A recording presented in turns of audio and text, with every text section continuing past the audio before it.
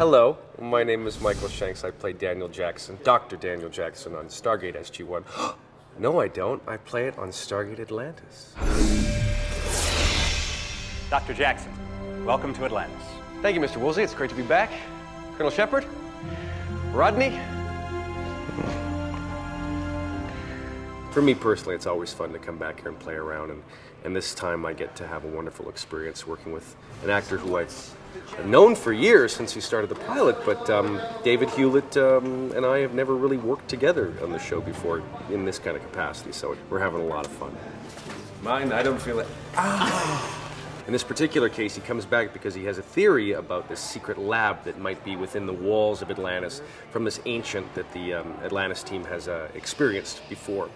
Daniel and Dr. McKay end up teaming up, a la Batman and Robin. I won't say who's who. Ooh, like the Batcave. Yes, just like the Batcave. To find this secret lab, and in the finding of it, we managed to awaken a whole different race of aliens that neither SG-1 nor Atlantis has ever encountered before. You know, this is how I want my bedroom. All right, cleared up. Here we go. You don't have your bedroom? Working with David, I obviously was aware of the fact that David's a fast talker as well. And it was the first day that I came home and I said to my wife, I said, I think it's kind of as frustrating as how working with me must be a lot of the time, where all of a sudden the cue is just there and it's your turn to speak and you didn't even hear what the damn guy said because he's talking so fast. And that's how I found it at first. I went, oh my God, this guy's fat. And what is it? Oh, it's me? Oh, I'm supposed to speak again. When this device is turned on, every time a race ship enters hyperspace, it self-destructs? Yeah. That's a pretty effective idea. Yeah, I mean, because even if word got back to the other race that the ship should stop using their hyperdrive, they'd be stuck where they were. They'd only be able to travel using sublet engines. Because an ancient ship's hyperdrives operate on a different frequency of subspace, the ancients could fly around the galaxy and pick them off one by one.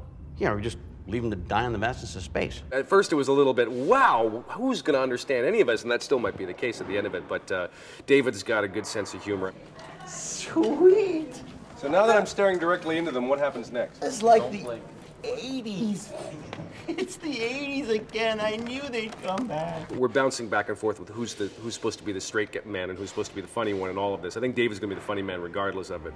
Maybe they can't function in our livable atmosphere. Maybe we should just add it to the list of things that have nothing to do with the task at hand. Those suits might be the key to figuring out who these guys really are. Well, you work on understanding them. I'll work on trying not to get us killed. We found a happy medium in terms of trying to make the words make sense and understood, coherent. You know, your light fixtures must have been knocked loose during the flood. Possibly. But you salvaged them, right? They're lights that fell to the ground during a flood. It's Just not like they're gonna humor me. You can't replicate the kind of chemistry that David and Michael have, so it's been a real treat to watch, you know, kind of go from page to screen. Some of them are straight up math ciphers, while others are ancient knowledge puzzles. And until we start deciphering, there's no way to tell what any of this stuff does. Sounds like you guys make a good team, though. You know. I'm always up to come back to the Stargate universe, and I think working with the crew and working with the writers and the producers and, of course, the cast as well. It's fun because I'm uncovering new dynamics working with different people, so it's been a lot of fun doing that. So I certainly leave the door open to come back to Atlantis. Oh yeah, I tried that. They zap you when you touch them. You could have told them that before I touched it. I could have, yes. Stargate Atlantis with all new episodes. Watch in real time Fridays at 9, 8 Central on Sci-Fi.